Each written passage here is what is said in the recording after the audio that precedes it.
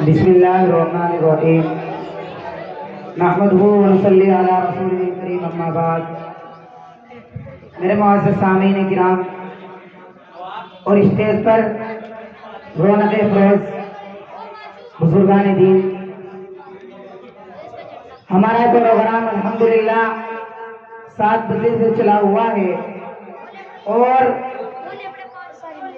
मुझको भी हमारे उस्ताद मोहतरम क़ारी मोहम्मद तनवीर का हुक्म हुआ है, इसलिए बंदा आप हजरात के सामने स्टेज पर खड़ा हुआ है।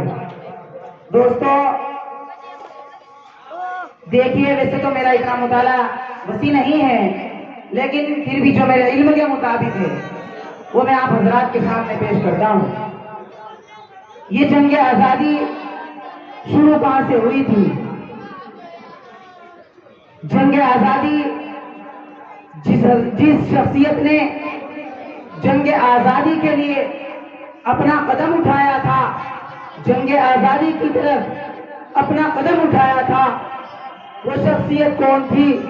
वो शख्सियत थी सन 1757 के अंदर नवाब सिराजुद्दौला थे, जिन्होंने इस मुल्क की आज़ादी के लिए सबसे पहला कदम उठाया था, जिन्होंने कई जंगें लड़ी और दुश्मनों को हलाक करके रख दिया। उसके बाद सन 1766 में इनका इंतकाल हुआ। उनके बाद हैदर अली खड़े हो गए और हैदर अली ने भी सन 1766 से लेकर सन 1782 तक वो इनकलाब बर्पा करके रख दिया था कि कई तूफान आए सामने, लेकिन उन्होंने उनको भी हलाक करके रख दिया था। सन 1782 में मैसूर की धरती पर एक शेर खुदा तैयार होता है, जो इन दुश्मनों का कौन सी लेन में कुछ जो इन दुश्मनों को हलाक करने वाला था, इन दुश्मनों से डटकर मुकाबला करने वाला था। वो शख्सियत कौन थी? वो शख्सियत एक आलिम दीन थे। आज जो लोग कहते हैं टीपू सुल्तान की दाढ़ी नहीं थी, ये गलत बात है। टीपू सुल्तान की दाढ़ी थी, पोस्टरों में उनकी दाढ़ी नहीं दिखाई जाती, लेकिन टीपू सुल्तान के एक अच्छी खासी दाढ़ी थी। तो मैसूर की धरती पर सन 1782 के अंदर टीपू सुल्तान ने इनकलाब बर्पा किया, जिन्होंने अंग्रेजों की नींदें हराम कर दी थी।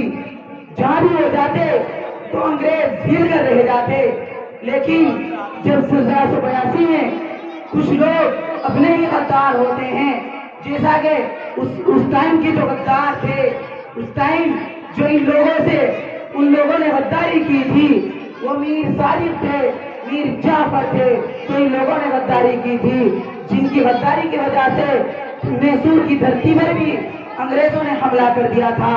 और नतीजा ये हुआ कि सन 1799 के अंदर टीपू सुल्तान को शहीद कर दिया गया। वो टीपू सुल्तान कि जिसके रहते हुए किसी अंग्रेज में ये हिम्मत नहीं थी, किसी की जबान में ये ताकत नहीं थी, किसी अंग्रेज में कोई अंग्रेज इतनी कोशिश नहीं करता था कि वो हिंदुस्तान को अपना मुल्क कह सके। लेकिन जब मैसूर की धरती पर टीपू सुल्तान शहीद हो गए, तो उनकी लाश पर खड़े होकर अंग्रेज ने कहा था कि आज से देश हमारा है, कि खल्क खुदा की है और हुक्म हमारा चलेगा। ये टीपू सुल्तान की लाश पर खड़े होकर अंग्रेज ने कहा था। क्यों? वो इसलिए कहा था कि आज हमने हिंदुस्तान के एक शेर को खत्म कर दिया। टीपू सुल्तान की वो तलवार थी कि जिस तलवार ने ना जाने कितने अंग्रेजों को हलाक करके रख दिया था। और टीपू सुल्तान वो आलिम दीन थे कि जो जंग आज़ादी में लड़ते लड़ते शहीद हुए, और जंग आज़ादी में लड़ते लड़ते जिनकी तलवार टूट गई थी। उसके बाद सन 1799 में टीपू सुल्तान शहीद हो गए। उसके बाद हमारे दिल्ली के अंदर एक और शेर खुदा पैदा हुए, मुफस्सिर कुरान पैदा हुए, मुबल्लिग कुरान पैदा हुए, मुहद्दिस इस्लाम पैदा हुए, जिनका नाना नानी शाह वलीउल्लाह के عبد العزیز محدث زینبی پیدا ہوئے، جنہوں نے دہلی کی منچ پر کھڑے ہو کر کہا تھا کہ اب ہم انگریزوں کے خلاف فتویٰ جاری کریں گے، اور خود ہی نہیں بلکہ عمل میں بھی لائے اس کو، اور اس کو کر کے دکھایا، پوری دنیا کے اندر ایک انقلاب برپا کر دیا۔ سن 1803 میں انہوں نے منچ پر کہا، پھر 1857 کی جنگ آزادی میں